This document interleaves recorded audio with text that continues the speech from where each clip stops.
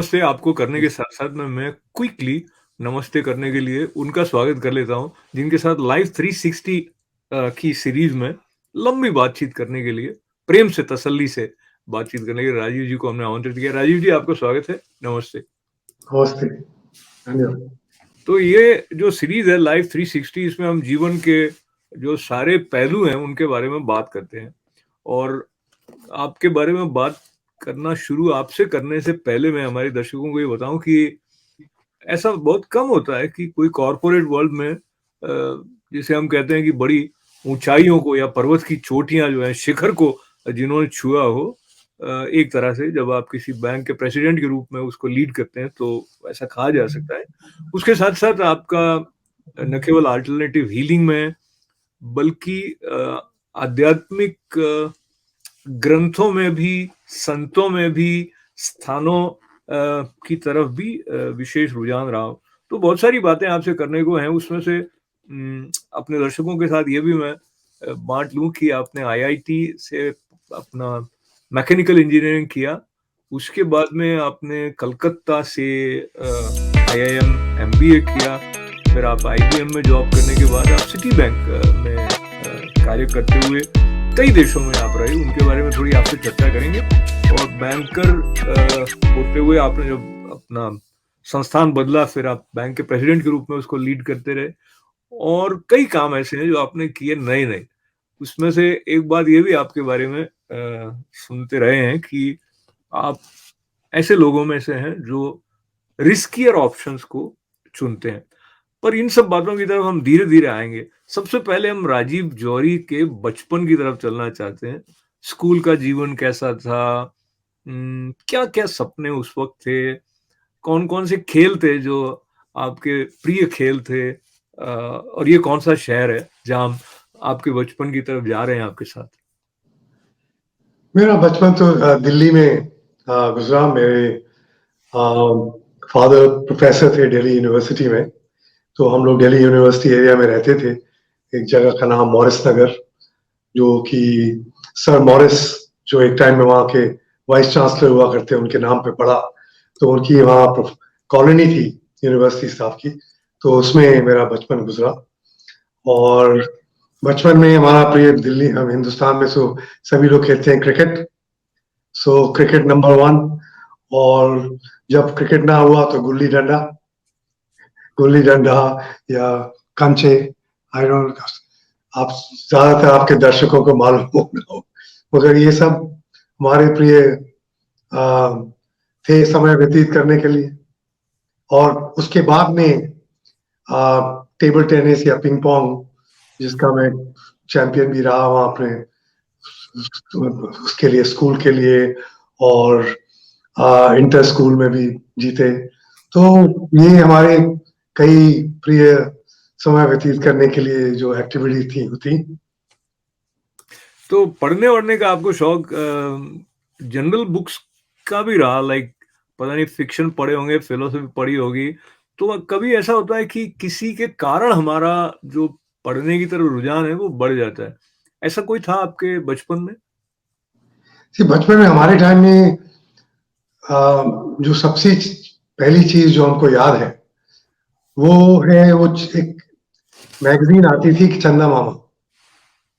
तो हम लोग वो चंदा मामा पढ़ के बड़े हुए। उससे पढ़ना, किताबों में रुचि उससे उससे हुई। और उसके बाद कितनी और बहुत किताबें पढ़ी, मगर मुझे सबसे पहले जो किताब याद है, मैं शायद उस वक़्त 9-10 साल का था। तो मेरे एक मित्र के फ़ादर जो थे वो हिस्ट्री के प्रोफ़ेसर थे। तो उनके पास एक अ, महाभारत थी, वो शायद इतनी मोटी और इतनी बड़ी किताब थी। तो मैंने एक बार उनसे कहा कि मैं इसको ले जाऊँ, तो उन्होंने कहा ले जाओ। उन्होंने सोचा मैं पढ़ूँगा नहीं, तो वो मैंने शुरू से लेके आखिर तक पढ़ी। उसमें मुझे शायद 5-6 महीने लगे होंगे पढ़ने में, मगर मैंने वो पूरी पढ़ी। उसके बाद मेरा रुचि जो थी और चीज़ों में गई, तो मैंने एक बार फ्रेंड के यहाँ बाइबल देखी, तो वहाँ बाइबल पढ़ी हमने लाके पूरी की पूरी। उसके बाद में थोड़ा रुचि थी, तो और रिलिजन्स के बारे में भी पढ़ा।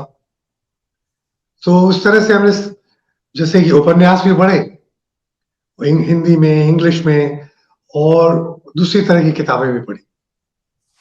और फिर अब मेरी तो रुचि गीता में भी थी, मगर उस टाइम में इतनी संस्कृत की मुझे नॉलेज नहीं थी। ये तो बाद में जब हमने संस्कृत पढ़ी स्कूल में 2-3 साल, तो उसके बाद में थोड़ा संस्कृत भी समझ में आने लगी, क्योंकि मैंने कई लोगों के अनुवाद पढ़े हैं जो एक दूसरे से मिलते नहीं हैं। तो मैंने सोचा उसको अपने आप संस्कृत में पढ़ा जाए, तो उसका मतलब मुझे शायद असली मतलब समझ में आए, तो थोड़ी बहुत समझ उसकी भी आने लगी।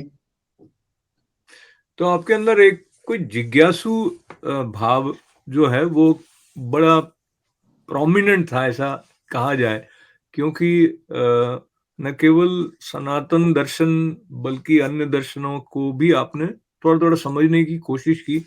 एक जनरल परसेप्शन ये रहता है कि जिसका इंजीनियरिंग बेंट ऑफ माइंड होता है, उसका फिलोसॉफिकल बेंट ऑफ माइंड नहीं होता है।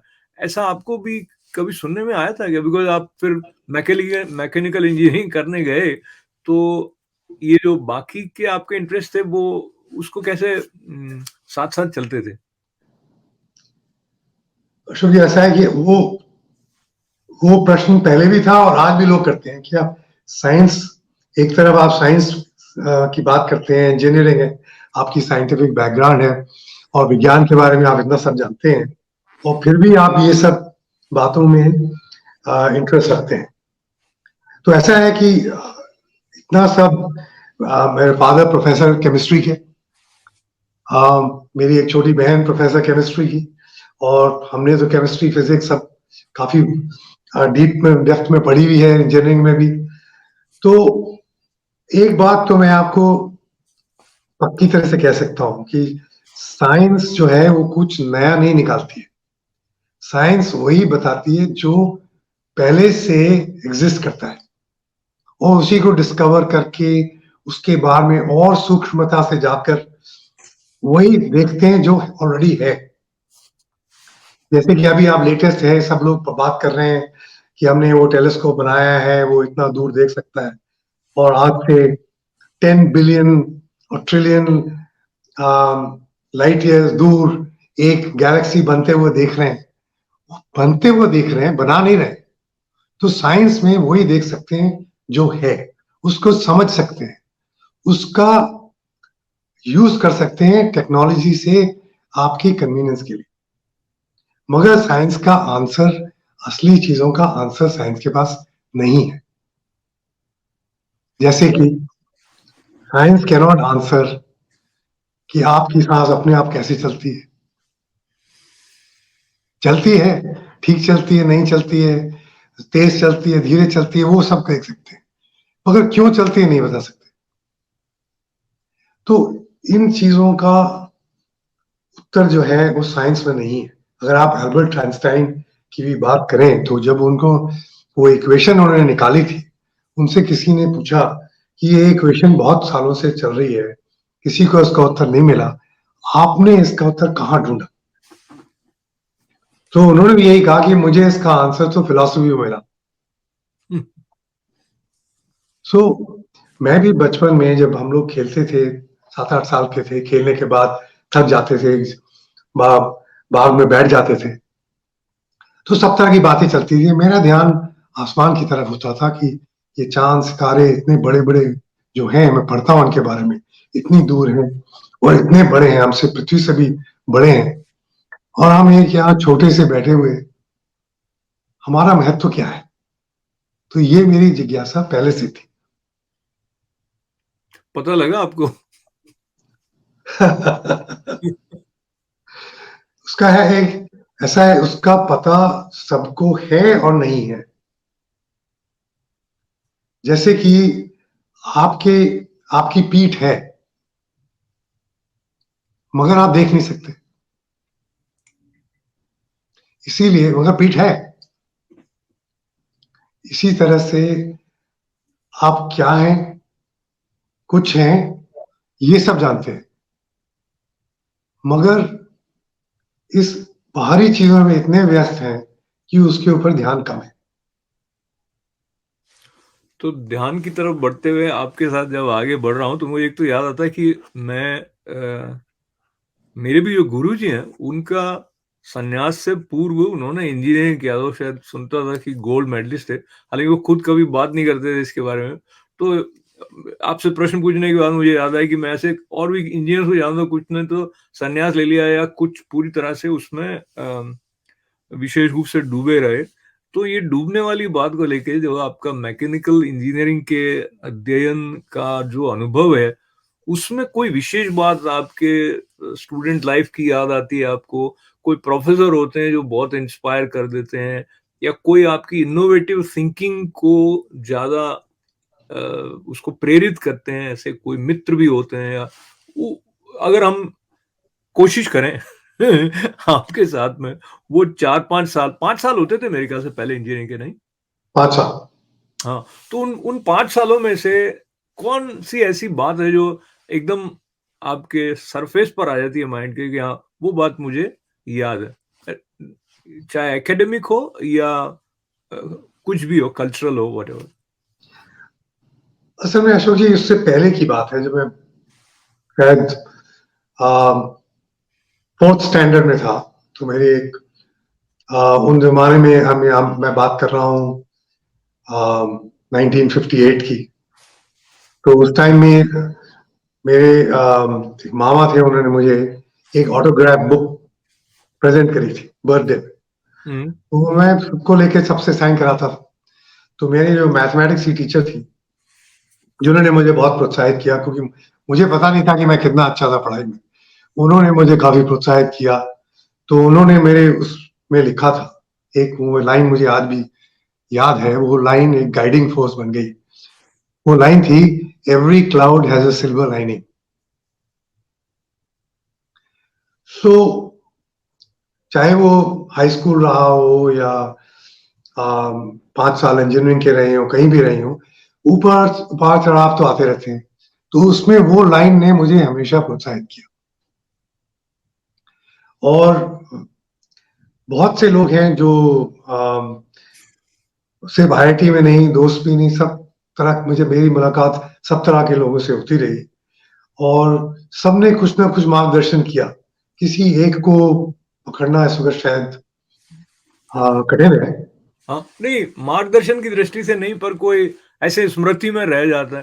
कभी बहुत आनंद आया होता है, वो भी याद रह जाता है। कॉलेज के दिनों में कहीं पिकनिक पे गए हों या anything which was slightly unusual.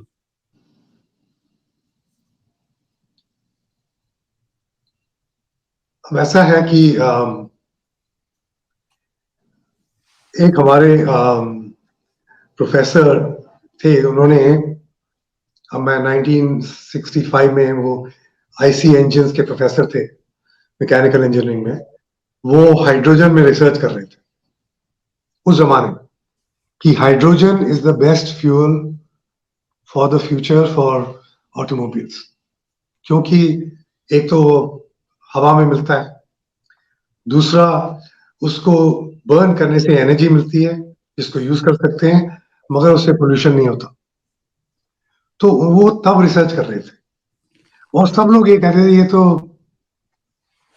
बेकार में अपना टाइम बर्बाद कर रहे हैं, पैसा बर्बाद कर रहे हैं, हाइड्रोजन को कभी भी इतना स्टोर करके यूज नहीं किया जा सकता। और आज आप देख रहे हैं कि आज फिर से वही हाइड्रोजन के यूज हो रहा है, और लोग कह रहे हैं कि यही आगे चलेगा। तो उनसे मुझे प्रेरणा मिली कि लगे रहो। इसी तरह से मेरे फादर भी, जो प्रोफेसर थे, उन्होंने एक चीज इन्वेंट करी, वो कभी आगे प्रचलित नहीं हुई, और उन्होंने किताब भी लिखी थी उसमें, जो कि पॉलिटिकली उसके अगेंस्ट कॉन्फ्लिक्ट था। क्योंकि आप, जो लोग साइंस पढ़ते हैं, उनको मालूम होगा कि हमारे जमाने में जब हम लोग केमिकल एनालिसिस करते थे, तो एक गैस बनाते थे H2S, जिससे काफी स्मेल आती थी। वो H2S से लग के केमिकल टेस्ट करके बताते थे कि ये कौन सा मेटल है, क्या है, कौन सा एलिमेंट है। तो उन्होंने उसका ऑल्टरनेट इन्वेंट किया था। वो था, उसको कहते हैं पोटेशियम ट्रायोथायोसाइनाइड, K2CH3। उन्होंने इन्वेंट किया था। उसको केमिकल बना के उसको एक ड्रॉप से वही रिजल्ट आ जाता था। बहुत आसान था, मगर उसके अगेंस्ट बहुत ऑपोजिशन था लोगों का, क्यों? क्योंकि लोगों ने किताबें लिखी हुई थी, सब कुछ जो भी था। खैर, वो बात। तो उससे भी मुझे काफी प्रेरणा मिली कि उन्होंने वो छोड़ा नहीं, वो किताब अपने आप पब्लिश करी और उसको विस्तृत किया। इससे मुझे याद आता है कि जो हमारे फॉर्मेटिव इयर्स होते हैं ऑलमोस्ट विदाउट एनी एक्सेप्शन, उसमें फैमिली मेंबर्स के साथ की जो हमारी इक्वेशन होती है वो भी हमें एनरिच भी करती है, गाइड भी करती है, मेमोरीज भी बनती हैं। ब्रदर सिस्टर्स हुए, फादर मदर हुए, वहाँ से कोई ऐसी बात जो आपकी डिसीजन मेकिंग में आपके लिए गाइडिंग फोर्स रही हो?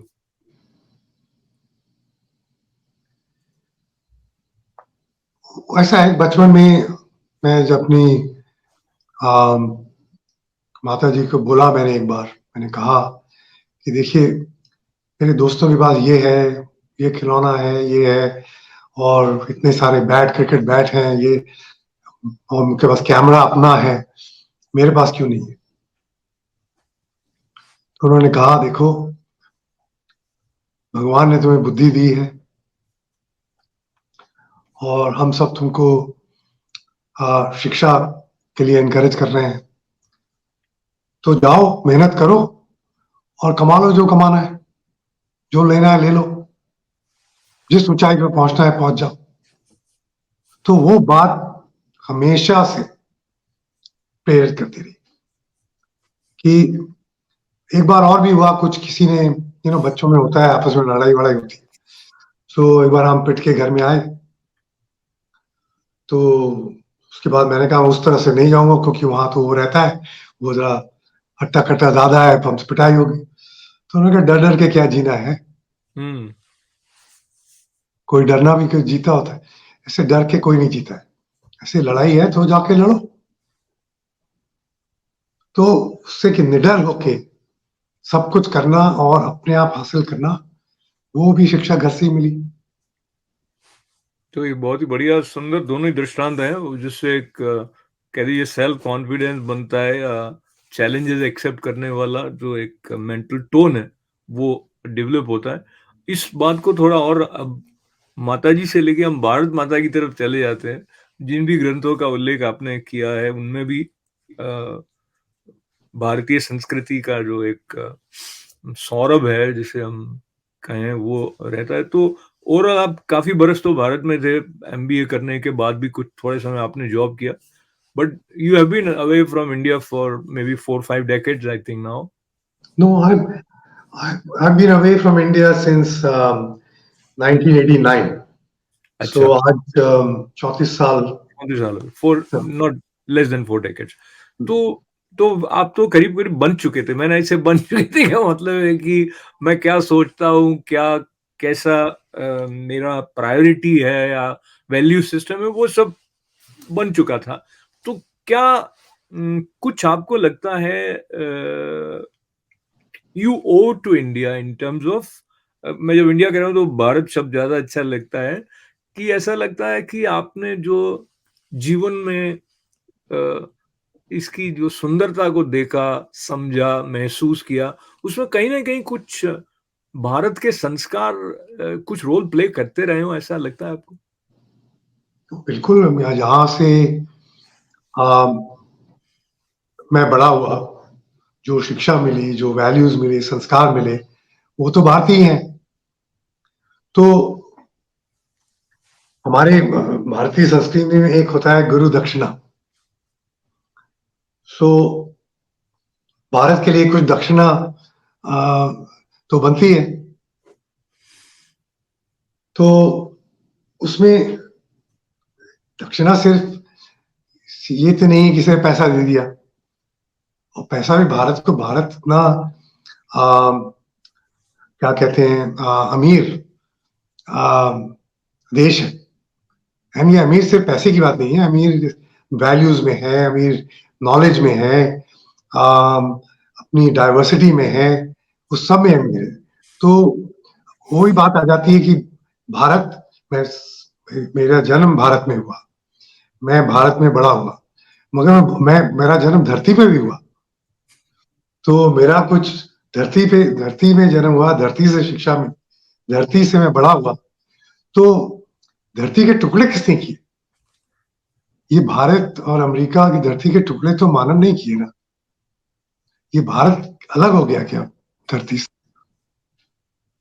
तो जब तक भारत में है तो सिर्फ भारत दिखता है, जैसे कि एक मेंढक को कुआं ही दिखता है सब कुछ, मगर आप उठ के देखिए तो धरती है, और धरती के ऊपर के देखिए तो पूरा शून्य है, अंतरिक्ष है। तो अपने आप को एक चीज में सीमित कर देना, ये भी मैंने भारत से ही सीखा कि अपने आप मैं असीमित हूं। और फिर रही बात कि देने की, तो देने वाला हमेशा बड़ा होता है। तो देने के लिए धरती को या भारत को उससे भी बड़ा होना पड़ेगा। मैं देने वाला, मैं तो वो सोच में ही नहीं सकता। सो अभी तो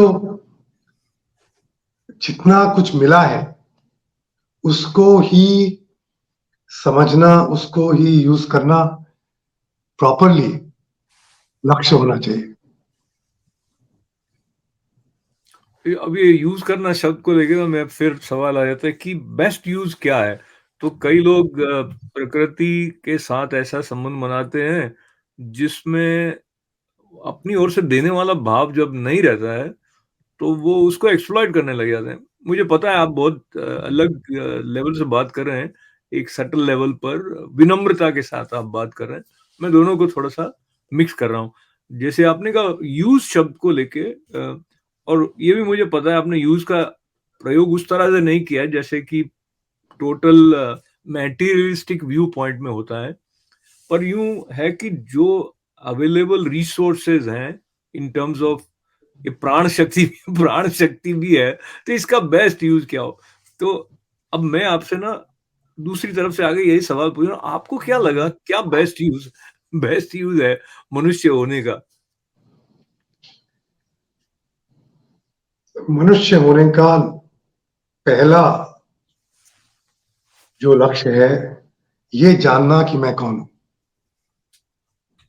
पहला ये, अगर उस दिशा में आप चलते हैं कि मैं जानूं, तो बाकी क्या क्या करना है वो अपने आप आ जाता है। उसमें सबसे बड़ी शिक्षा क्या कहां से मिलती है? सबसे बड़ी शिक्षा शिक्षा देने से मिलती है। शिक्षा देने मतलब दान देने के लिए नहीं, किसी और को ऊपर उठाने के लिए में शिक्षा है। ऊपर उठाना एक मटेरियल तरीके से भी हो सकता है, एक मानसिक तरीके से भी हो सकता है, और एक स्पिरिचुअल तरीके से भी हो सकता है। तो उससे बड़ा कोई उपयोग नहीं है।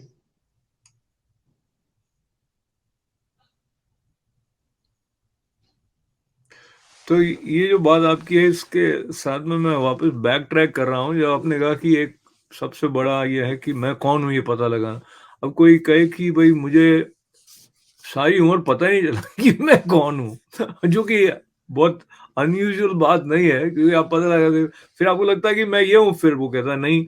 जैसे आपने उपनिषदों की वो कथाएँ सुनी होंगी जिसमें वो गुरुकुल से लौट कर आते हैं तो यही प्रश्न लेके पिता पुत्र के बीच में संवाद होता है, वो बीज देते हैं तोड़ के ला, इसमें क्या है? इस प्रकार के तो कई संकेतों के माध्यम से इस बात को कहा गया है। सो इन ऑल सिंसियरिटी राजीव जी ये जैसे हम भगवान रमन महर्षि जी का स्मरण करें, आप रमेश बालसेकर जी को पढ़ते रहे, उनको विशेष रूप से आपने फॉलो किया, तो उनकी दृष्टि से जो अनुभूति है मैं कौन हूँ की, वो सबकी अलग-अलग यात्रा रहती है, तो सबकी वो हो पाती है कि नहीं हो पाती मुझे पता नहीं। आप अपने बारे में बताएँ अगर इस कॉन्टेक्स्ट को लेते हुए?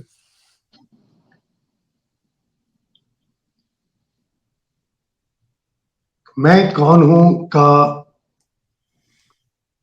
उत्तर जो है वो शब्द में तो दिया ही नहीं जा सकता। इसीलिए हमारे जो पुराने ऋषि मुनि हुए हैं, उन्होंने हमेशा संकेतों से इसका उत्तर दिया है। जो वाद विवाद भी होते थे पुराने टाइम में, हजारों साल पहले होते थे, उनका एक रूल होता था कि एक व्यक्ति जो बोलेगा, दूसरे व्यक्ति को उसका उत्तर देने से पहले वही बात दोहरानी पड़ेगी पहले व्यक्ति की सेटिस्फैक्शन के लिए। जब वो पूरी तरह समझ जाएगा तब उसका उत्तर दिया जा सकता है। मगर जिस चीज को हम पूछ रहे हैं, जो चीज ही नहीं है, उसको शब्दों में तो बयान किया नहीं जा सकता, इसलिए संकेत ही दिए जा सकते हैं। मगर मैं कौन हूं जानने से बढ़कर उसकी यात्रा है, क्योंकि उस यात्रा में और बहुत से उत्तर मिलते जाते हैं। तो मैं तो बचपन से पहले सोचा था इसका उत्तर शायद साईं बाबा के पास मिलेगा, या रमना आश्रम में मिलेगा, या किसी हरिद्वार में मिलेगा, या किसी ऋषिकेश संत के सबके पास घूम के दुनिया भर में मैंने जब देखा तो उसका उत्तर कहीं नहीं मिला। सबने बोला ये उत्तर कोई नहीं दे सकता, आप अपने आप ही देंगे। कहा नहीं किसी ने, मगर यही संकेत दिया कि इसका उत्तर और कोई नहीं देगा, मुझे ही देना पड़ेगा, मुझे ही पाना पड़ेगा। इसका उत्तर है ही नहीं, इसको पाना पड़ता है, इसको देना नहीं पड़ता है। तो उस यात्रा में बहुत कुछ देखा, सुना, पढ़ा, उपनिषद, पुराण, ये सब करने के बाद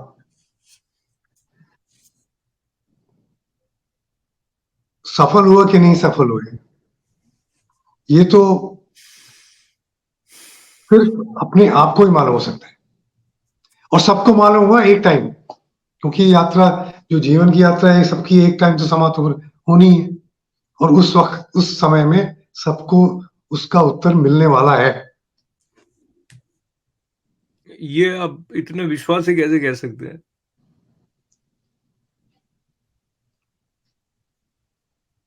इसमें विश्वास शब्द ऐसा है कि इसमें डिबेट हो सकती है कि आपका विश्वास है, मेरा नहीं है। तो श्रद्धा भी वही है कि आपको इसमें श्रद्धा है, मुझे इसमें श्रद्धा है।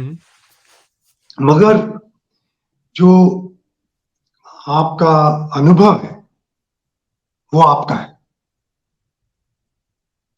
और अनुभव को किसी को भी दिया नहीं जा सकता, वो अपने आप लेना होता है। जैसे कि भी शक्कर का स्वाद मीठा होता है, आपको मैं कितनी बार बताऊं मीठा क्या होता है, नहीं बता सकता, वो स्वाद आपको ही लेना पड़ेगा। तो फिलहाल मीठी मीठी बातों का स्वाद ले लेते हैं लेकिन वो जो बात आप कह रहे हैं वो सही बात है, और अनुभव की यात्रा के लिए थोड़ा सा मननशील होना आवश्यक है, थोड़ा अंतर्मुखता की आवश्यकता है, और रुचि होनी आवश्यक है। ये सब बातें हैं। इसको लेते हुए जो आपका कॉर्पोरेट जीवन रहा है उस तरफ कम जा रहा हूँ, और जो आपका अल्टरनेटिव हीलिंग में जो रुचि हुई, और विशेष करके रेकी मास्टर आप बहुत पहले ही बन गए थे, तो रेकी की तरफ आप कैसे खींचे? ये भी एक समझिए एक घटना आई हुई कि मुझे उस वक्त बैक की प्रॉब्लम हुई एक टाइम में। तो मैं बिजी था अपने कॉर्पोरेट लाइफ में, मगर बैक में काफी तकलीफ थी, उसकी वजह से सब कुछ मुश्किल था।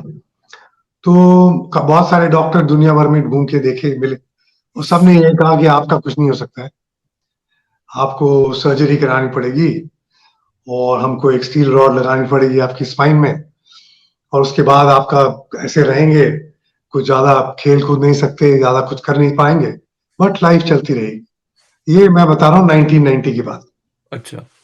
तो मैंने कहा भाई ये तो ठीक नहीं है। तो मुझे खैर रोज मालिश करानी पड़ती थी, रोज स्विमिंग, तो 2 घंटा स्विमिंग करनी पड़ती थी और काफी रेस्ट्रिक्टेड लाइफ थी। तो उस टाइम में मैं हांगकांग में रहता था। तो एक दिन अचानक मुझे मेरी मुलाकात हुई, मेरे एक चेयरमैन थे एडवर्टाइजिंग एजेंसी की, उनसे मेरा लंच पे मीटिंग हुई, तो उन्होंने मुझे रेकी के बारे में बताया, तो मैंने बोल दिया। तो मैंने घर में आके जब अखबार खोला तो वहां पे एक इश्तेहार था रेकी ट्रेनिंग वीकेंड की। मैंने कहा ये तो कोई मुझे बता रहा है। तो फिर मुझे किसी का फोन आया, सब जिसको मैं कई सालों से मिला नहीं था, वो ब्राजील में रहती थी। तो मैंने उनसे पूछा, आप आजकल क्या कर रहे हो? मैं रेकी कर रही हूँ। तो मैंने कहा ये तो फिर मुझे कोई दिशा दिख रही है। तो मैंने कहा क्या फर्क पड़ता है, $250 एक वीकेंड में जाके खर्चा करेंगे, देखते हैं क्या होता है। तो मैंने जाके एक वीकेंड में वो रेकी की ट्रेनिंग ली और उसमें समझिए चमत्कार हुआ कि अचानक जो चीजें मैं नहीं कर सकता था वो करने लगा। तो फिर उससे मेरी रुचि और बढ़ी। फिर मैंने उसका अगला लेवल किया, फिर अगला लेवल किया और अगले 2 साल में मैं रेकी मास्टर की। जो लोगों को ज्यादातर 5-6 साल लगते थे, मैंने 2 साल में किया और मैं रेकी मास्टर बना। तो और फिर मैंने उसको लोगों को सिखाना शुरू किया। तो काफी लोगों को मैंने सिखाया। तो जब तक मैं हांगकांग सिंगापुर में था, मैं काफी हर वीकेंड को रेकी सिखाता भी था। तो एज्यूमिंग कि हमारे दर्शकों में से कोई रेकी के बारे में कुछ नहीं जानते हो, तो आप क्या उसको सरल ढंग से बता सकते हैं रेकी क्या है? और थोड़ा सा वो किस तरह से रेकी की जाती है वो भी हल्का सा बताइए। रेकी बड़ी रे और की 2 शब्द हैं जापानी के। रे मीन्स यूनिवर्सल, की मीन्स ची और prana. So reiki means universal life force, that's what it means. तो सबसे पहले मतलब आज जैसे पता चला है, सबसे पहले जिसने सिखाना शुरू किया वो एक जापानी थे, तो उन्होंने उसका नाम रेकी रखा। मगर ये पहले बहुत पुरानी तकनीक है जो उनको किसी तिब्बतन साधु ने सिखाई थी। तो वो तकनीक कैसे किया जाता है, सिर्फ हाथ रखे जाते हैं ऐसे और हाथ में से ऊर्जा निकलती है और उस ऊर्जा से जहां जहां इम्बैलेंस होता है वो ठीक होता है अपने आप। उसको जहां जाना होता है वो चली जाती है, वो उसकी अपनी इंटेलिजेंस है। तो इस ऊर्जा को मैं साइंटिफिक तरीके से एक अटेम्प्ट करता हूं कैसे एक्सप्लेन करने का, कि जैसे कि आपका सेल फोन है आपके पास, मेरा सेल फोन है मेरे पास। मैं अगर आपसे पूछूं ये सेल फोन कैसे काम करता है, आप शायद ना बता पाए, जब तक कि आप उस इंडस्ट्री में काम ना करते हो। आप इवन देन आपको न शायद ना मालूम हो, जो उसको टेक्नोलॉजी बनाते हैं उनको शायद मालूम हो, मगर ज्यादातर किसी को मालूम नहीं है। मगर जब कोई आपका नंबर डायल करता है, सिर्फ आपका फोन बजता है, मेरा नहीं, तो वो एक ऊर्जा है जो आपके पास आती है, जो आपके नंबर से कनेक्टेड है। इसी तरह आपका जो टीवी है, उसमें देखिए 100 चैनल आती है। एक टीवी में 100 चैनल आती है। कैसे आती है? आप एक बटन दबाते हैं, वहां एक चैनल आता है, दूसरा दबाते हैं, दूसरा चैनल। तो वो उसकी ऊर्जा फर्क ऊर्जा, जिसको कि वो साइकिल में चलती है एनर्जी, तो उसकी एनर्जी, टीवी की एनर्जी, सेलफोन की एनर्जी से फर्क है। इसी तरह हजारों तरह की एनर्जी हमारे आसपास है। जैसे कि आप अभी बैठे हैं, आपके पीछे अगर आके कोई खड़ा हो जाता है, आपको पता नहीं है, मगर आपको लगता है कोई आपके पीछे है। आप मुड़ के देखते हैं, आप पाते हैं कि कोई है, क्योंकि वो ऊर्जा में आपके फीलिंग आती है। तो इस तरह बहुत सारी ऊर्जाएं हैं। हमारी जो बॉडी है, ये भी ऊर्जा से बनी है। जो हमारा रक्तचाप है, जो हमारी थॉट्स हैं, ये सब ऊर्जा है। इसी तरह एक ऊर्जा है हीलिंग ऊर्जा, जो कि हमारे पुराने ग्रंथों में देखिए, या आपने क्रिश्चियनिटी में बाइबल में देखा कि वो लोग हाथ रख के लोगों को हील करते थे। उसी तरह की एक ऊर्जा जो है आपके हाथ से आ सकती है, और उसको एक्टिवेट करने के लिए रेकी की तकनीक है, जो आपको एक रेकी मास्टर से मिल सकती है। और एक बार वो हो जाए तो फिर आपके साथ जीवन भर वो रहती है। और करना क्या है, सिर्फ हाथ ऐसे रखना है, बस। तो जिन्होंने रेकी के बारे में जाना वो तो समझ ही रहे हैं, जिन्होंने नहीं जाना उनको ये जादू मंत्र जैसा लगता है यार, और उनको भरोसा भी नहीं होता, पर पर इसका असर तो होता है। आपने स्वयं अनुभव किया और फिर आपने कई लोगों को सिखाया, उनको भी हो रहा है। तो ये रेकी के संदर्भ को लेते हुए आपने कहा कि सब कुछ ऊर्जा है, शक्ति को लेते हुए हम उस स्थल की तरफ चलते हैं आपके साथ जहाँ आप हाल ही में होकर आए थे, जहाँ पहुंचना बहुत आसान नहीं है, और वो महादेव जी का स्थान है, भोला जी नाथ हैं, शिव शंकर हैं। तो कैलाश यात्रा आसान नहीं है ऐसा, मतलब बहुत सारे लोग नहीं जा पाते हैं, और आप युवा अवस्था में तो नहीं गए थे, आप बाद में गए। तो एक तो शारीरिक स्तर पर तैयारी और वहाँ का जो अनुभव है वो, दूसरा वहाँ पे जो सूक्ष्म स्तर पर आपको जो अनुभूति हुई, उसमें से जो थोड़ा बहुत शब्दों में आप हमारे साथ बाँट सकें। चुनौतीपूर्ण थी, ये भी कहते हैं भई, जैसे वैष्णो देवी भी अगर नहीं बुलाएँगे तो आप वहाँ दर्शन के लिए नहीं जा सकते हैं। तो वहाँ पे आपको उन्होंने ही बुलाया, तो आपके सौभाग्य की सराहना करते हुए उस पूरी यात्रा के बारे में बताइए। उसका अशुभ जी ऐसा है कि कुछ लोग जो जाना चाहते हैं वो जा नहीं पाते हैं, किसी किसी कारणवश। कुछ लोग सब कुछ तैयारी के बाद भी जाते हैं मगर उनका दर्शन नहीं हो पाता है, क्योंकि आपकी जो यात्रा है उस यात्रा में हर चीज का एक लिमिट है कि आप यहाँ पहुंचे, वहां से अगले दिन आपको यहाँ जाना है, तो पूरा जो उसका रूट है वो मैप पहले से तैयार होता है, और आपको जाना होता है। अगर आप नहीं जा पाए तो आपको वापस आ जाना पड़ता है, और जाने के लिए भी कई आ, कठिनाइयों को पार करना पड़ता है। आपको वीजा चाहिए, आपको चाइनीज वीजा चाहिए, नेपाल जाना पड़ता है, या दूसरी तरफ से आप जाइए, तो हर कठिनाई को सामना करना करके आपको वहां पहुंचना पड़ता है। और कुछ लोग तो वहां पहुंच कर भी दर्शन नहीं कर पाते, क्योंकि अगर बादल छा गए या बर्फ पड़ गई तो आप वहां कैलाश के सामने बैठे हैं मगर आपको कुछ नहीं दिखेगा। और अगर आप वहां भी देख लें मगर परिक्रमा के लिए जाने के लिए अगले दिन अगर मौसम खराब हो गया तो आप आगे नहीं जा सकते। तो कठिनाइयां जो हैं वो कई तरह की हैं। एक तो आपके फिजिकली नहीं है, क्योंकि आप फिजिकली फिट हो भी तो भी वहां जाकर एक बार आप उतनी ऊंचाई पर जाएं तो उसका जो असर होता है वो बहुत आपकी सांस पे होता है, आपके दिल पे होता है, आपके मस्तिष्क पे होता है। तो वो सब काफी लोगों को दुर्घटना भी हो जाती है उस वजह से। तो जब तक भोलेनाथ बुलाएं और उसको पूरा कर पाना सिर्फ उनकी कृपा से हो सकता है। तो हमारे मन में तो काफी वर्षों से था कि वहां जाएं, मगर कठिनाई बहुत थी। वो पहले तो सब पैदल ही जाना पड़ता था, और 14-15 दिन या 20-25 दिन लगते थे। तो इच्छा तो हमारी कई 20-25 साल से थी, मगर इतना टाइम नहीं था और इतना आसान भी नहीं था। तो मगर इच्छा चलती रही, तो एक दिन पता चला कि अब तो वहां से हेलीकॉप्टर भी जा सकता है कई जगह। और दूसरा मतलब हेलीकॉप्टर जाता है हिल्सा, नेपालगंज से हिल्सा जाता है। उसके बाद में आपको गाड़ी भी मिलती है, और गाड़ी भी आप एक यमद्वार तक ही जा सकती है।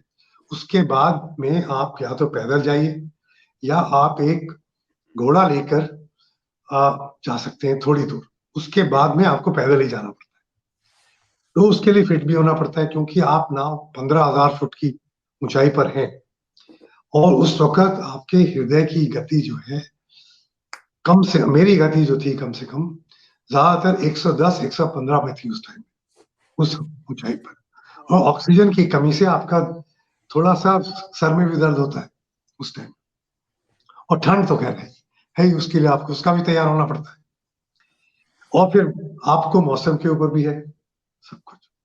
तो हमने भगवान की कृपा से अपने लिए एक प्राइवेट टूर अरेंज किया ताकि हम जल्दी से जल्दी कंप्लीट कर पाएँ और अगर कृपा होगी तो मौसम भी हमको अच्छा ही मिलेगा। तो हमको भी कठिनाइयों का सामना करना पड़ा कि हमारा नेपालगंज में जाकर 3 बार फ्लाइट जो थी वो कैंसल हो गई मौसम की वजह से। क्योंकि अच्छा। वहाँ से जब हिल्सा जाते हैं, तो वो जो प्लेन है, वो प्लेन देख कर लैंड करता है क्योंकि पहाड़ों के बीच से जा रहे हैं 15,000 फुट पे। और अगर ज़रा सा भी मौसम खराब हो, तो वो लैंड नहीं कर सकता। तो हमको एक बार तो गए वहाँ तक, मौसम साफ था, जब पहुँचते-पहुँचते मौसम खराब हो गया, प्लेन को वापस आना पड़ा।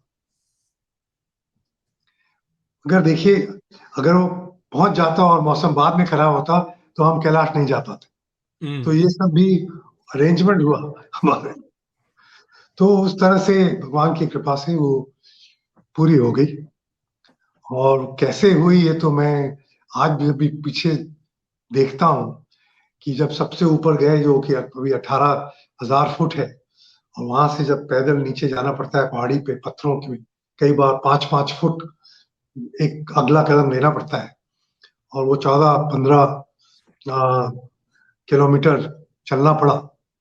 उसके बाद में उस कंडीशन में, ठंड में, हवा में, और जबकि हृदय की गति करीब 120 पहुँच गई उस टाइम में, वो सिर्फ भगवान की कृपा से हुआ। मगर दर्शन अच्छे हुए। अच्छा कहते हैं ये हमारे कहते हैं हमारे यहाँ कि एक बार जीवन में हो जाए, तो जन्म-जन्म का मोक्ष हो गया। तो अब ये जो बात है, जब शारीरिक रूप से इतनी विपरीत परिस्थिति है, ठंड भी है, थकान भी होती होगी और ऑक्सीजन लेवल भी कम है। ये सब होते हुए राजीव जी वहाँ पर पहुँचकर जब दर्शन हुए, तो आप या जो भी होते हैं वो कुछ अनुभव करने की स्थिति में रहते हैं क्या? क्योंकि ये जो शारीरिक चुनौती है, वो मन का अधिकतर प्रवाह उस तरफ ही हो जाए कि मैं सुरक्षित रहूँ और इत्यादि। मैं ऐसे ही कल्पना से सवाल कर रहा हूँ, आप बताएँ? जी। नहीं, नहीं, बहुत अच्छा सवाल है आपका। बहुत अच्छा प्रश्न है क्योंकि ये सही है कि शरीर की ऐसी अवस्था होने में और जो संकट सामने आपके, उनमें आप खो सकते हैं और असली चीज़ को मिस कर सकते हैं। तो अब देखिए 3 स्थल हैं जो माने जाते हैं। एक तो है कि आप मानसरोवर पहुँचे, वहाँ से कैलाश के दर्शन करें, मानसरोवर की परिक्रमा करें। तो और उसमें मानसरोवर में आप डुबकी लगाएँ। तो वो 15,000 फुट है। तो वहाँ पहुँचकर सही मौसम मिले और वो आप कर पाएँ। और मगर वहाँ आपके पास समय ज़्यादा है, तो आप बैठ सकते हैं, आप परिक्रमा करने में टाइम लगा सकते हैं, आप पैदल करें, कार से करें, जैसे भी करें, मगर आपके पास समय ज़्यादा है। तो आप शरीर को चाहे 90% भी उस पे ध्यान दें, 10% में आपको फिर भी आपको वो दर्शन मिल गए। मगर ये अपने ऊपर है कि आप 10 का 90 कैसे करें। मगर जब आप यमद्वार छोड़ के आप आगे कैलाश की तरफ चलते हैं और परिस्थिति और भी कठिन होते लगती है, तो ये और भी ज़्यादा कठिन होने लगता है।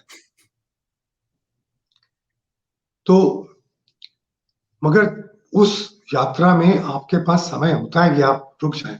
मगर आप जब 15,000 18,000 की फुट की ऊँचाई पर होते हैं और चल रहे होते हैं, उस समय में वहाँ ज़्यादा देर तक आप बैठ भी नहीं सकते हैं। क्योंकि अगर उस कंडीशन में आप बैठेंगे, तो आपकी शरीर पे और अ, कठोर एक्सपीरियंस हो सकते हैं, तो वो समय कम होता जाता है। तो उस समय में आपको अपने आप वो अनुभव करना पड़ता है कि मैं अपना ध्यान कहाँ रखूं, शरीर के ऊपर, कि वो जो आपके सामने अनुभव है उसको आप क्या कहते हैं, अब्सॉर्ब करें। ये मैं एकदम ऐसा उछल पड़ा आपकी बात सुन के, जैसे मतलब दिखा तो नहीं, मगर मुझे ऐसा लगा कि आपने एक ऐसा सूत्र दिया है, वो बहुत सारे स्थानों पर लागू होता है, विशेष करके ऐसे महिमावान स्थान पर पहुंचकर अगर हम सिर्फ शरीर का ही सोचते रहें, या हम ये सोचते रहें किसी मंदिर में कि मेरे जूते कोई ले तो नहीं ले तो नहीं जाएगा या या फिर हम ये सोचते रहें कि ये जो मुझे यहाँ लेकर आया है, ये मुझे लूट रहा है, मुझसे अधिक पैसे ले रहा है। तो कई प्रकार के विचार होते हैं, और बहुत लोग होते हैं वो इनमें ही घूम के वापस आ जाते हैं। तो वहाँ की स्मृति के नाम पर उनके पास यही होता है कि अमुक व्यक्ति का व्यवहार अच्छा नहीं था। इसलिए जो बात आपने कही उसको मैंने इतना खोलकर वापस स्पर्श किया है। तो अब फिर से हम राजीव जी के मन की तरफ चलते हैं, वहाँ पे आप हैं और मौसम भी अनुकूल रहा है उनकी कृपा से, तो आपको दर्शन हुए। जी। जी, उनकी कृपा से मौसम बहुत अच्छा रहा। हमारे सामने वाला जो ग्रुप था वो जा नहीं पाया, एक ग्रुप गया, उनको वापस लौटना पड़ा किसी कारणवश। तो हमारा ग्रुप था, जो हम तो, हमारे साथ ग्रुप नहीं था, हम दो लोग, मैं और मेरा एक मित्र प्राइवेटली अरेंज करके गए थे।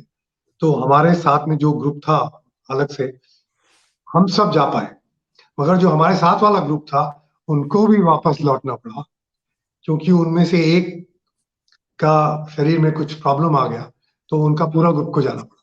मगर हमको भी कठिनाइयां आई, हमारा कोई घोड़ा नहीं था, ये नहीं था, कुछ ना कुछ लोगों ने किया, मगर हमने कहा, हम तो दृढ़ थे कि हमको करना है, तो हम ऊपर गए और फिर नीचे भी आए। वो कैसे हुआ? ये सिर्फ कृपा से हुआ, क्योंकि मेरी अवस्था उस उस तरह के वातावरण में 14-15 मील चलने की नहीं थी, मगर वो हो गया। मगर वो दर्शन मिले हमको, कुंड दर्शन, गणेश कुंड दर्शन, सब कुछ अच्छी तरह से हो। तो वो ध्यान, अभी भी मैं आंखें बंद करता हूँ तो मैं वो देख सकता हूँ। तो ये बहुत आपका आभार है, आपने हमारे साथ कैलाश मानसरोवर की यात्रा की वो स्मृतियां बांटी हैं।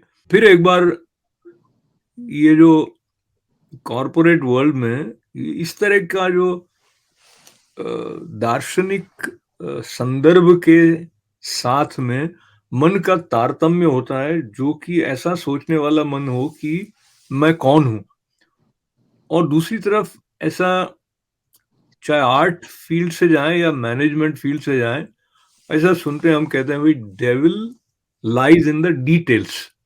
तो आपको डिटेल डिटेल की तरफ ध्यान करना, चाहे रिटेल है या होलसेल है, लेकिन डिटेल की तरफ तो ध्यान देना पड़ेगा।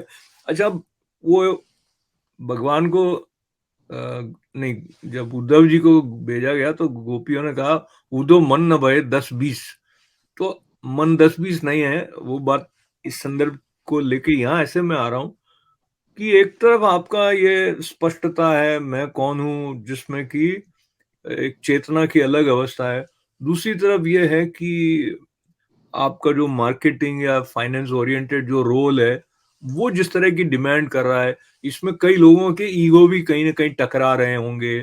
तो how it was complimenting each other, आपका क्या अनुभव रहा?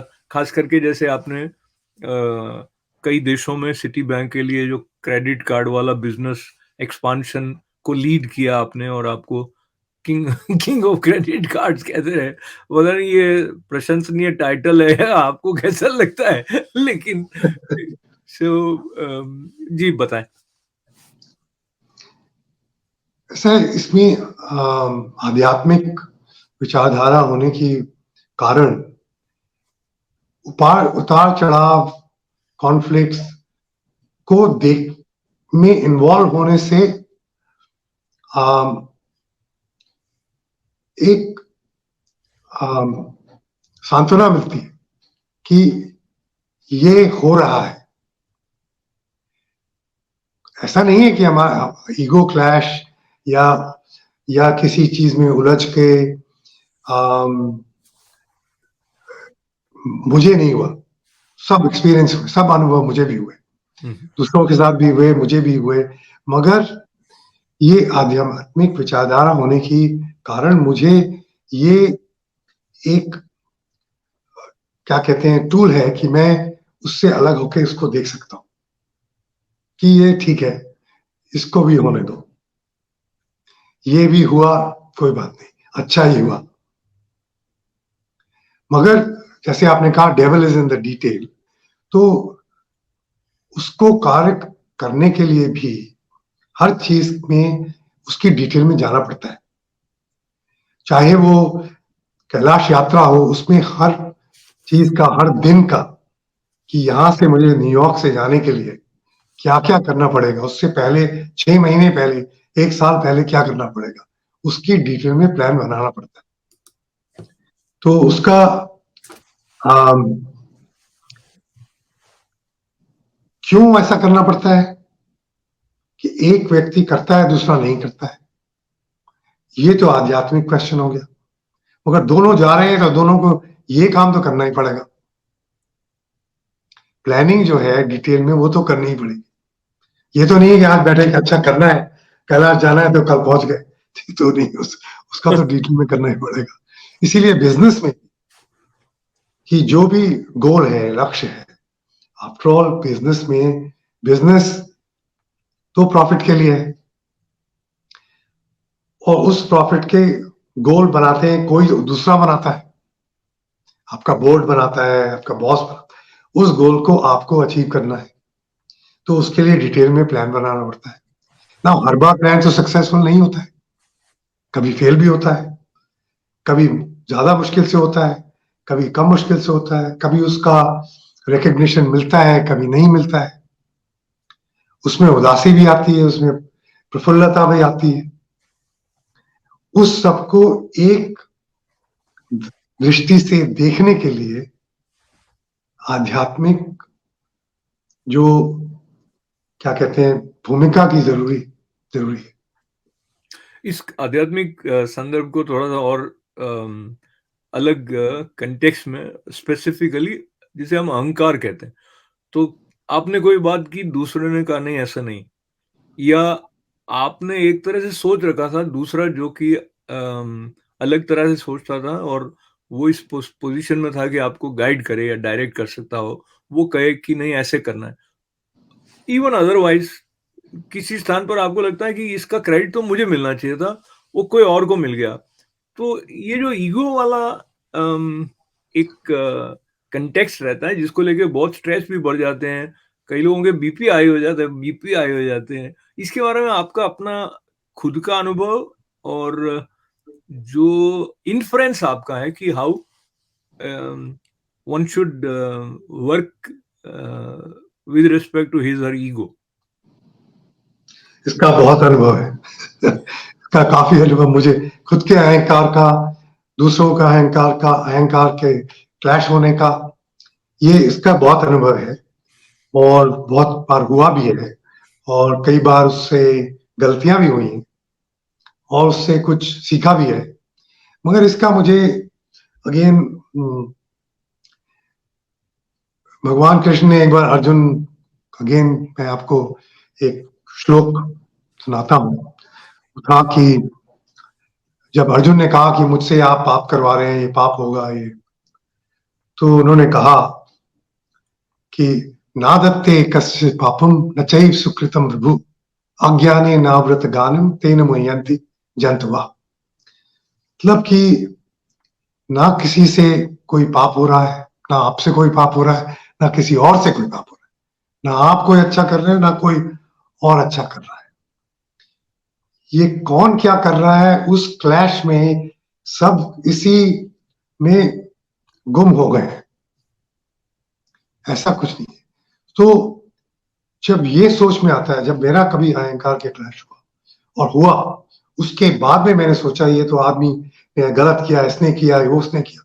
बाद में जब सोचो, कहा कि देखो ये उसका नहीं है, ये होना था मेरे जीवन में, ताकि मैं इससे कुछ शिक्षा ले सकूं, और उसके बाद आगे बढ़ जाए। तो शिक्षा लेके आगे बढ़ते बढ़ते हम जब अपनी बात के समापन की तरफ जा रहे हैं, तो मुझे लगता है एक महत्वपूर्ण हिस्सा जो जीवन का है, जो कि समानांतर भी रहता है, आधार भी रहता है, उसको हम गृहस्थी कहते हैं। और जब संबंध की बात आती है, तो एक तो ये वाले मित्रों के साथ वाले संबंध हैं, या व्यावसायिक या प्रोफेशनल रिलेशनशिप्स हैं, लेकिन इम्पोर्टेंट है कि आपका जीवन साथी कौन बनता है, कैसे बनता है, उसके बारे में जितना आप अगर कहते हैं कि वो पब्लिक डोमेन में जितना बताना चाहे, अगर प्रेम विवाह हुआ है तो वो कैसे, क्या, जो कुछ भी। कि हम लोग की संस्कृति में तो कहते हैं भाई विवाह ऊपर से लिख के आया होता है, तो चाहे प्रेम विवाह हो या अरेंज विवाह हो, वो तो जहाँ होना था वहां हो जाता है। मेरा तो खुद मैं अपनी पत्नी को, उस टाइम में हम कलकत्ता में पढ़ रहे थे, वो भी कलकत्ता में पढ़ रही थी, तो हमारी मुलाकात हुई, उसके बाद में प्रेम हुआ, उसके बाद में विवाह भी हुआ। सो अच्छा, ये ना मतलब सवाल, सॉरी आप प्लीज अपनी बात कंटिन्यू रखिए, लेकिन प्रपोज करने वाला जो मोमेंट है वो आपको भी याद है? कि आजकल हम वो वाले सीन बहुत देखते हैं, वो नीचे घुटनों पे बैठ के, ऐसा कुछ आपके साथ हुआ? हमारे हमारे टाइम में ऐसा नहीं था। हमारे टाइम में ऐसा तो नहीं था। ये तो हमारे टाइम में तो था, आपस में बात हुई, करना है। उसके बाद में तो सबसे बड़ा प्रश्न होता था कि अपने माता पिताओं को कैसे मिलाए और उनको कैसे मनाए, वो बड़ी चीज होती थी। तो ऐसा हमारे जमाने में इतना ड्रामा नहीं होता था, और हमारे टाइम में तो वैसे भी इमरजेंसी लगी हुई थी, तो हिंदुस्तान में अच्छा, तो अच्छा। ज्यादा कुछ वैसे भी नहीं कर सकते थे। तो बड़ा सिंपल सिंपल सा विवाह, सिंपल सी बात थी हमारे टाइम में। तो आपने बहुत सिंपल सी बहुत बातें जो हैं वो बताई, जैसी कई बातें छुपाई जो कि छुपानी होंगी, लेकिन मुझे ये लगता है कि इमरजेंसी में कुछ काम अच्छे भी हुए हैं जिसमें से आप उससे सहमत होंगे कि कुछ काम इमरजेंसी के दौर में अच्छे हो गए, आपके विवाह जैसा हुआ, अगर इमरजेंसी में हुआ है तो। ना कुछ अच्छा काम था, कुछ आई थिंक कुछ डिसिप्लिन बड़ा, अनुशासन उसके हिसाब से उस टाइम में काफी चीजें ठीक हुई इमरजेंसी में। लोग ऑफिस नहीं जाते थे, गवर्नमेंट डिपार्टमेंट में वो जाने लगे। अम, लोगों को डर था कानून का, वो थोड़ा हुआ। सो काफी चीजें अच्छी भी हुई और काफी चीजें अच्छी नहीं भी हुई। हाँ, नहीं, लेकिन मैं तो सिर्फ खास आपके लिए कह रहा था कि अच्छा वो हुआ कि साथ बन गया। और साथ को लेकर जब आगे चलना होता है और इतने बरसों बल्कि जीवन भर का साथ होता है, तो आपसी समझ, आपसी सम्मान, उस दृष्टि से जो हमारी नई पीढ़ी है उनके जो सेल्फ इमेज है वो अलग है, और ऐसा मेरा ऑब्जर्वेशन कहता है। बट आप मोटा मोटी अगर कुछ सूत्र देना चाहें, जो चाहे पुराने कपल हैं या नए कपल हैं, कि so secrets of for a successful married life with Rajiv Jauhari now, तो क्या कहेंगे आप? Successful married life is to keep wife happy. आपने उससे पहले अहंकार की बात करी। सबसे कठिनाई जो आती है वो अहंकार का जब क्लैश होता है, उससे होती है। बाकी सब चीजें तो उसका रिजल्ट है। और अहंकार हर चीज में, विवाह में तो सबसे बड़ी चीज, बिकॉज वो एक संबंध जो है वो सबसे लंबा होता है और सबसे अधिक होता है। बाकी आप दोस्तों के साथ कितना वक्त व्यतीत कर सकते हैं? 3 घंटा एक दिन में, एक पूरा दिन, 3 दिन। और पति पत्नी का संबंध सालों और दिनों में भी घंटों और बड़ा लगातार रहता है। तो उसमें अहंकार का क्लैश होना तो नेचुरल है, स्वाभाविक। तो उसमें कौन अहंकार पहले छोड़े, उससे ही बात आगे बढ़ सकती है।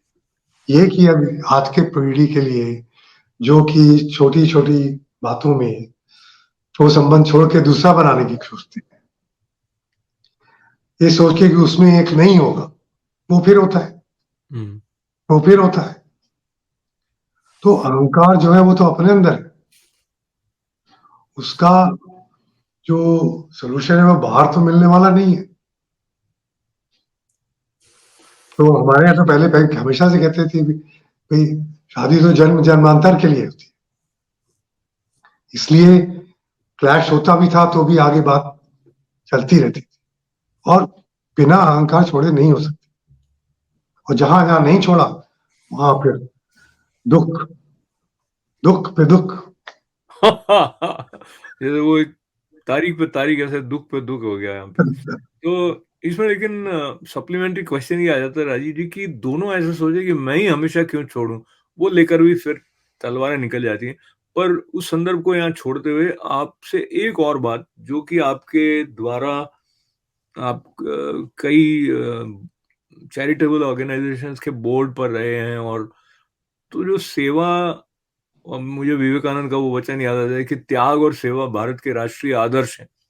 तो सेवा के संदर्भ में आप कई तरह से अपनी ओर से जिस तरह जुड़ सकते हैं, जिस संस्थान के लिए आर्थिक एक होता है, उनको आर्थिक रूप से संबल बढ़ाने में मदद करना एक होता है, वहां जाके ग्राउंड लेवल पे कोई कई प्रकार के होते हैं। पर आपका फेवरेट, अगर ऐसा सवाल अच्छा तो नहीं लगता है, लेकिन फिर भी जिनसे आप विशेष रूप से जुड़े रहे हैं, ऐसे चैरिटेबल जो कार्य हैं, उनके बारे में यदि कुछ पता है।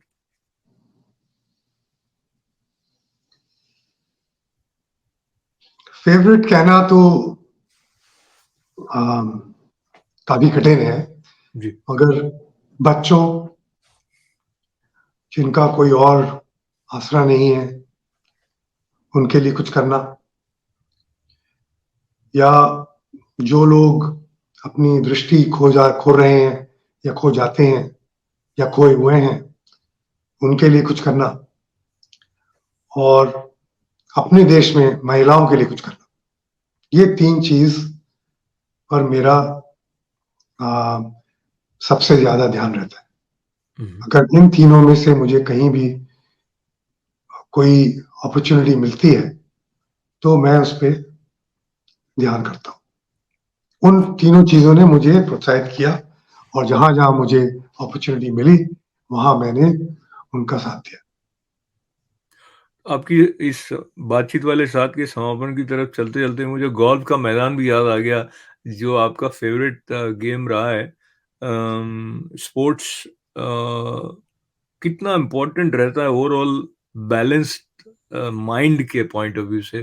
स्पेशली आई थिंक गोल्फ में आप कहीं ना कहीं ऐसा है, अपने आप को जीतने वाला जो एक सिद्धांत है, वो वहां भी आपने उसको देखा है शायद। तो कुछ बताएं गोल्फ के बारे में। गोल्फ के बारे में एक इंटरेस्टिंग बात बताता हूँ आपको कि गोल्फ और गीता में बहुत सिमिलैरिटी है। गीता में 18 अध्याय हैं, गोल्फ में 18 होल होते हैं। अच्छा। और गीता में कृष्ण सारथी हैं, और गोल्फ में आपके पास कैडी होता है, वो आपका सारथी होता है। और गीता में जो कहा गया है कि जो होना है वो हो चुका है, और आप अभी इसको एनैक्ट कर रहे हैं। गोल्फ में भी ऐसा ही होता है, आप कितना अच्छा खेले, जब वो एक बॉल को आप मारते हैं वो कहाँ जाएगी वो सिर्फ बॉल को ही पता है। तो अगर गीता में जो चौथा बात कही है कि जो भी हो रहा है आपको सिर्फ फिर भी कर्म करना ही है, और गोल्फ में भी यही है, वो कुछ भी हो रहा है आप आगे उसके बाद दूसरे बार जाके उस बॉल को फिर भी मारते हैं। तो हर तरफ से उसमें जीवन का जो अर्थ गीता में बताया है वो गॉल्फ में भी है। गीता में भी आप अपने लोग के साथ खेल रहे हैं, वहां पर आप रण में हैं, यहाँ आप खेल खेल रहे हैं, और यहाँ वहां भी आपका कंपटीशन है दूसरे के साथ, कौरवों पांडवों का कौरवों के साथ, और यहाँ पर भी आप किसी एक टीम दूसरे टीम के साथ में आपका कंपटीशन। तो जो आपके जीवन में हो रहा है वो गीता में वही गॉल्फ में भी हो रहा है, और हर दिन आप ये फिर से उसी को खेल रहे हैं। तो आप या तो उसको सिर्फ खेल देखिए कि अच्छा आज मैंने उसका काउंट करिए, एक अकाउंट रखिए, आज मैंने इतना किया, या उसमें जीवन को होते हुए देखिए। बहुत सुंदर। तो जीवन को होते हुए देखते जाने के क्रम में राजीव जी, जब आप अपने सारे जो महत्वपूर्ण कॉर्पोरेट ओरिएंटेड उत्तरदायित्व से बाहर निकल के, जिसे रिटायर्ड शब्द का प्रयोग करें तो उसकी चमक फिर भी बनी रहे, ऐसा भाव लेकर आगे क्या लगता है आपको कि आप और कोई सपना जिसको संजोए हुए हैं? और एक बार जब आप इतने बिजी रहते हैं तो बहुत लोग आपको पूछने वाले भी अधिक होते हैं, क्योंकि आप अमुक पद के साथ जुड़े हैं, तो और टू डू लिस्ट भी बड़ी लंबी होती है। फिर उससे बाहर आके कैसा लग रहा है आपको, और इज इट एंजॉयबल, या कभी मिस करते हैं आपकी वो हेक्टिक पेस में कोई एक रस था जो कि अब नहीं है? नहीं, मैं तो मिस नहीं करता हूँ, क्योंकि मैंने जैसे कि जीवन में प्लानिंग करके कि बैंक से रिटायर हुआ 2009 में, उसके बाद काफी बोर्ड वगैरह ज्वाइन किए, बड़ा बहुत काफी व्यस्त था उसमें, फिर धीरे धीरे उसको कम किया ताकि जीवन में जो और चीजें हैं उनको भी कर सके, क्योंकि कॉर्पोरेट लाइफ में इतना बिजी इतने सालों तक होने की वजह से जो समय मैं फैमिली को नहीं दे पाया वो अब देने का अपॉर्चुनिटी मिला है। तो बच्चों, नातियों और पत्नी और दोस्तों के साथ जो समय व्यतीत करने का अब मिल रहा है वो पहले नहीं मिल पाया। तो जो पिछले 10-15 साल में कर पाया हूँ उससे बहुत प्रसन्न। तो समय का तो ऐसा है कि अभी भी इतनी चीजें मैं करना चाहता हूँ जो करने का समय नहीं है। जैसे और जैसे एक अपने अनुभव के ऊपर एक किताब पुस्तक लिखी, वो सोचा है, ड्रीम नहीं है, सोचा है, और जिस दिन ड्रीम बनेगा उस दिन उसको पूरा करना पड़ेगा। तो प्लान किया आपने तो हो ही जाएगा, क्योंकि आप प्लान को लेके फिर डिटेल की तरफ जाते हैं, उसको एग्जीक्यूट करते हैं। तो बहुत बहुत आपका आभार। एक तो जीवन की यात्रा के चरण आपके जो हैं उनको देखते हुए कोई अपने जीवन में भी कहीं थोड़ा बहुत कुछ मॉडिफिकेशन करने के बारे में सोच सकते हैं, और यूं भी एक प्रफुल्लित भाव के साथ आपने जीवन को अपनाया, और माताजी ने जिस तरह के बीज आपके अंदर संस्कार के बोए, उसको इस तरह से आपने अपने अंदर अवकाश दिया पल्लवित होने का, उसके लिए आपको बधाइयाँ। फिर से हमारा साथ इस बातचीत में देने के लिए आपका आभार। चलते चलते कोई बात यदि आप और जोड़ना चाहें तो स्वागत है। मैं एक ही बात कहूंगा कि अगर मुझे तो हर मिनट हर मुलाकात में कुछ सीख मिलती है सबसे, चाहे वो कोई भी हो, वो आज आपसे बात करने में भी मिलेगी और मिली है। उसी तरह मैं उम्मीद करता हूं कि जो लोग भी ये देखें उनको अगर इतना सा भी कुछ मिले तो मैं बड़ा आभारी हूँ। बहुत सारा धन्यवाद। तो मुझे अब चलते चलते आपसे ये जो बात मिली है वो ये है कि हमारे अंदर सीखने की जो ललक है वो हमेशा बनी रहे, तो जीवन में सुंदरता छल छल छल छल करके बहती बहती रहती है, और आनंद जो है वो खिलता रहता है, जैसा कि राजीव जी के मुख से भी पता लग रहा है। तो पुनः आपको सादर नमन, आभार, धन्यवाद।